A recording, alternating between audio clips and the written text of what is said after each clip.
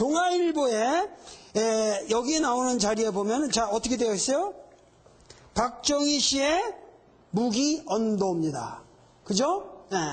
이게 1963년 10월 13일 동아일보 호회거든요. 이때가 뭐냐면은 박정희가 쿠데타를 일으켜가지고 윤보선이하고 처음 대결을 하는 선거 전야입니다. 선거 전야에 이런 호해가 뿌려졌거든요. 이건 명백한 사실이거든요. 그러면서 박정희는 사형을 구형받았고 결국 무기를 언도받았다고 하는 내용입니다. 그러니까 박정희는 분명히 군법회의에서 사형을 구형받은 사람이다. 그런데 불구하고 이 사람은 어떻게 살아남았냐? 그 당시 이 사람을 도와준 사람은 백선엽 정보국장이라고 하는 백선엽 중령이었습니다. 박정희가 백선엽이 추조하는 과정에서 나를 살려주쇼. 어떻게 살려주냐? 너를 살려주는 방법은 하나 있다. 뭐냐? 우리나라 군대 내에 남노당 간부 모두를 부르면 너를 살려주겠다. 그래서 박정희가 리스트를 작성합니다. 그래서 그의 리스트가 작성되는 데 따라서 그 사람들은 어떻게 됐겠어요? 다 죽었죠.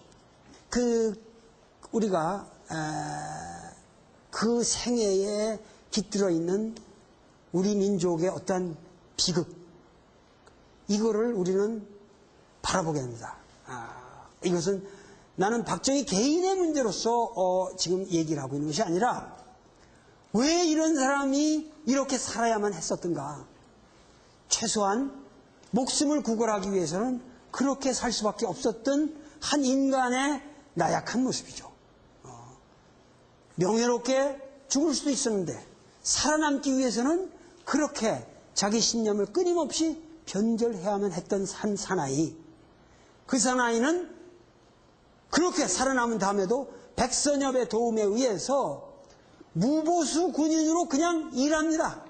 군대 내가 그때 얼마나 엉성했는데 그 일하다가 뭐가 터졌어요? 바로 지난주에 제가 말하기를 우리나라 6.25가 위대하게 만든 세 사람이 있다. 한 사람이 누구였어요? 이승만. 그 다음에 누구야? 김일성. 그 다음에 누구예요? 박정희입니다. 김일성이 남침으로 인해서 엄청나게 다시 유능한 군인이 필요한 겁니다, 지금. 지금 물불을 가릴 때가 아닙니다, 지금. 그래가지고 박정희는 바로 유능한 지휘관으로 다시 군대 내에 들어갑니다. 6.25가 끝나고 곧 완스타를 답니다, 완스타. 소장으로 진급한다고. 그러니까 6.25를 거치면서 유능한 군인으로서 또다시 군대 내에 아주 초비상 진급을 하게 되고 과거에 이 사람의 막말로 빨갱이 그 전력은 다 묻혀져 버리고 이렇게 해서 육군 소장이 된 후로는 또다시 뭐냐면 군대 내에 어떠한 카리스마를 가진 어떠한 유능한 인물로 또다시 군대 내에 어떠한 그 구심점이 되어갑니다. 그러다가 이제 우리나라가 이승만 독재 정권이 점점 말기로 가면서 비참해지고 학생운동이 하면서 뭐가 일어났어요? 4.19 학생운동이 일어나자, 자 보세요. 그 전에는 미 군정화에서부터 박정희는 이렇게 쭉 이 세계를 이렇게, 그러니까 세계사의 흐름을 이렇게 쭉 일제시대부터 따라온 사람으로 볼 적에 미국은 거역해서는 아니 될 존재라고 생각을 했는데, 자, 학생운동에 의해서 미국이 지원하던 이승만 정권이 타도되는 것을 보고 그것을 용인하는 미국의 자세를 보고 자, 쿠데타를 일으켜도 되겠다고 생각하겠어요, 안 하겠어요? 거기서 결정적인 확신을 갖게 되는 거죠. 자, 이제는 타이밍이 왔다. 민심이 이미 배반되었고 그리고 이승만 정권이 타도된 이후에 장면 정권은 나약한 듯이 보였고 무질서한 듯이 보였습니다.